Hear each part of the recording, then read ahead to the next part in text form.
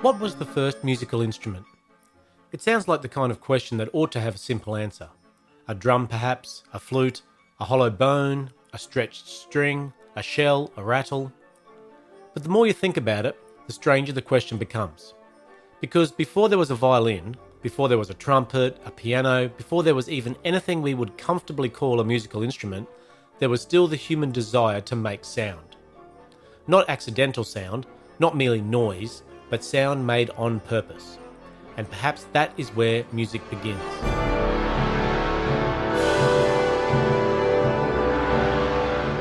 This is The Musical Archeologist, forgotten ideas from music's past.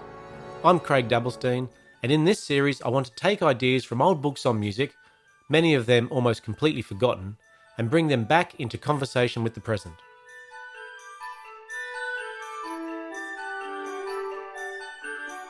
Today's idea comes from a remarkable book published in Brussels in 1902 by the Belgian musicologist Ernest Closson. Its title is The Musical Instrument as an Ethnographic Document. Closson's argument is simple, but fascinating. He says that musical instruments are not just tools for producing sound, they are historical witnesses. They tell us something about the people who made them, what materials they had, what sounds they valued, what problems they solved, what rituals they practiced, what neighbours they met, and what memories they carried. And towards the end of the book, Closson asks one of the most basic questions imaginable. What may the first musical instrument of mankind have been? He immediately admits that the question is almost impossible to answer with certainty. Archaeology can only tell us what has survived. A bone flute might survive, a clay whistle might survive, a stone might survive. But a drumskin, a reed, a wooden rattle, a primitive bowstring, these could vanish completely, leaving no trace at all. So if we look only at the oldest surviving objects, we may be misled. The oldest surviving instrument is not necessarily the first instrument. Closson surveys the possibilities. Perhaps the first instrument was a whistle. Some scholars thought so, partly because ancient whistles and primitive flutes have been found by archaeologists. A whistle is small, portable, and musically suggestive. It can signal, imitate birds, or create a piercing tone that travels across distance. Or perhaps it was a flute. A reed, after all, is already a kind of natural pipe. The wind blowing across a hollow stem can produce a sound before any human hand has improved it. A broken reed may have been one of nature's own demonstrations of instrumental music. Or perhaps it was the bow. A hunter draws a string, releases it, and hears it vibrate. In that moment, a weapon reveals an unsuspected musical life. Closson finds this thought poetic, the crude instrument of death becoming the ancestor of the harp. Or perhaps it was the drum. A stretched skin over a hollow body is one of the simplest and most widespread musical ideas in human culture. And long before there were formal drums, there were logs, stones, bones, gourds, shells, hands, feet, and bodies. In fact, this is where Closson's answer becomes most interesting. He begins to move away from the question, which object came first, and he moves toward a deeper question, what makes an object into a musical instrument? And that distinction matters. A hollow tree can make a sound when struck by accident, but is it an instrument? A bone may whistle when wind passes through it, but is it an instrument? A stretched string may vibrate when pulled, but is it music? Closson's answer is wonderfully broad and also wonderfully human. The first musical instrument, he suggests, may not have been an instrument at all. It may simply have been whatever object a human being first used intentionally to produce rhythm or sound. And that word is everything, intentionally. A stone becomes an instrument when someone strikes it in time. A seed pod becomes an instrument when someone shakes it to accompany dancing. A jawbone, a shell, a branch, a stretched string, a hollow reed, all of these become musical at the moment human intention enters the sound. That means the first instrument was probably not invented in the way we usually imagine invention.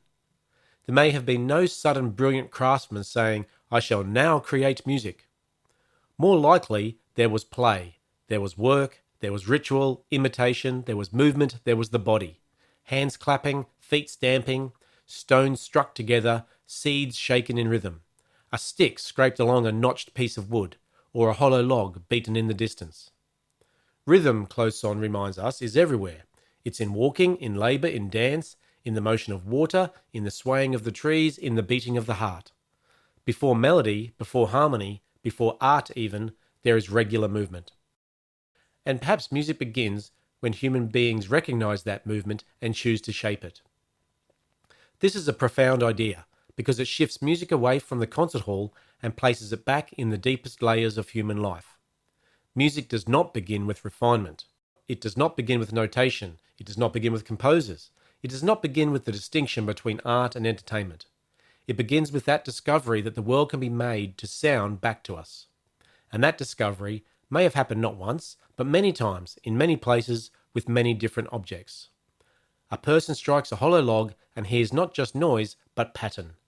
Another blows across a reed and hears not just wind, but tone. Another pulls a string and hears not just vibration, but expression. And another shakes a handful of dried seeds and hears not just rattling, but rhythm. At that moment, the world changes. The object is still an object, but now it carries intention. And that may be the beginning of the musical instrument.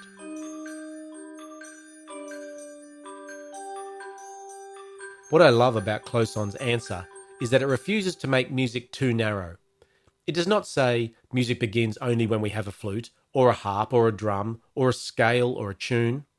It says music begins when human beings deliberately organise sound. That idea still matters. Because even today, we sometimes mistake the instrument for the music. We think music belongs to the expensive instrument, the trained player, the concert platform, the printed score, or the approved tradition. Perhaps the first musical instrument was not a flute. Perhaps it was not a drum. Perhaps it was not a bone, or a shell, or a bow. Perhaps the first musical instrument was simply the first object through which a human being said, "This sound means something." And from that moment, the history of music had begun.